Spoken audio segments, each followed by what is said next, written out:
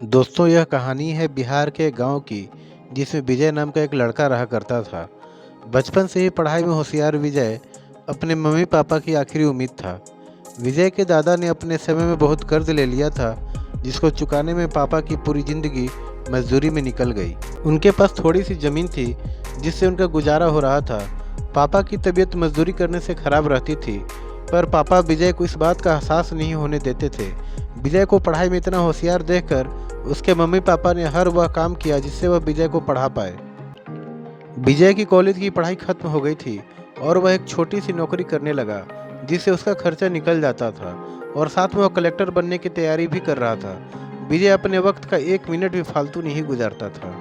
विजय ने पूरा समय पढ़ाई और नौकरी में ही लगा दिया। विजय के पापा को यह पता था कि वह कलेक्टर बनना चाहता है, इसलिए घर की हालत बहुत ज़्यादा खराब होने पर भी उन्होंने विजय से कभी इस बात का जिक्र नहीं किया और न उसको अच्छी नौकरी करने के लिए कहा। लगातार 2 साल तक विजय पास नहीं हो पाया। उसके बाद भी उसके पिता ने अपना घर और ज़मीन गिरवी रख कर विजय को आईएएस की कोचिंग ज्वाइन करवाई और उसकी नौकरी भी छुड़वा दी और केवल पढ़ाई करने को कहा।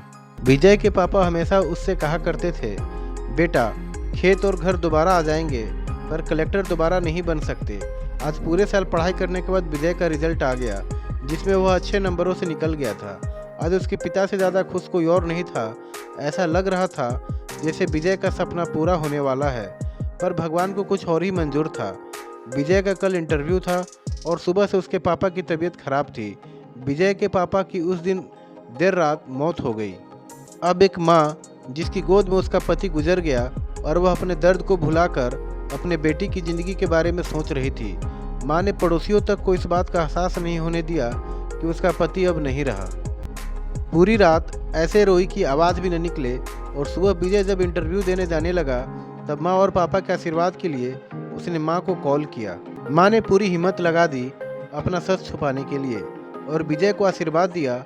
और जब विजय ने पापा से बात करने को कहा, तो माँ बोली, पापा अब तुमसे बात नहीं करेंगे, वह कलेक्टर से बात करेंगे। इतनी बात करके माँ ने फ़ोन रख दिया।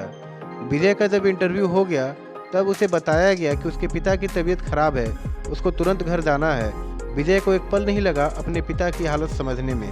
घर पहुंचकर पिता के पैरों में गिरकर वह जोर जोर से रोने लगा और कहने लगा, पापा उठो, देखो मैं कलेक्टर बन गया। आज उसके पिता को वह खुशी मिली थी जिसका उनको वर्षों से इंतजार था, पर आज वह इस दुनिया में नहीं थे। भगवान विजय के पिता की जिंदगी में सुख लिखना ही भूल गए थे। पहले वह अपने पिता के कर्ज में जिंदगी भर मजदूरी करते रहे और फिर बेटे के सपनों के लिए घर और जमीन गिरवी रखनी पड़ी। वह जिंदगी में कर्ज लेकर आए और कर्ज लेकर चले गए। विजय के पिता को भले ही जिंदगी में कुछ हासिल न हुआ हो, पर वह अपने लड़के को इस काबिल बना गए कि वह अपनी साथ पुश्तों को बैठे बैठे खिला पाए। विजय की माँ ने जो उस रात किया, जिसको करने का जज्बा बहुत कम लोगों में होता है। जब विजय कलेक्टर बनकर घर आया, तब माँ ने विजय से कहा, बेटा, तुम आज इतने बड़े बन गए हो कि हजारों गरीबों का भला कर सकते हो। जब भी तुम्हारे सामने कोई गरीब मदद मांगने आए, तो अपने पिता और मेरे बारे में सोचना। मैं तुम्हारे बराबर पढ़ी लिखी और समझदार तो नहीं हूँ, पर इतना ज़रूर जानती हूँ, गरीब आदमी की बहुत मजबूरी होती है। तुम कभी किसी का बुरा मत करना। दोस्तों, इस कहानी से हमें यह शिक्षा मिलती है कि वक्त कितना भी खराब हो, हम उसे बदल ज़रूर सकते हैं। माँ और बाप के एहसानों को हम कभी नहीं उतार सकते हैं, पर हम अपने कर्मों से उनकी इच्छा ज़रूर पूरी कर सकते हैं। दोस्तों, अगर आपको ये कहानी अच्छी लगी, then please subscribe the channel और भी अच्छी कहानियों के लिए। धन्यवाद।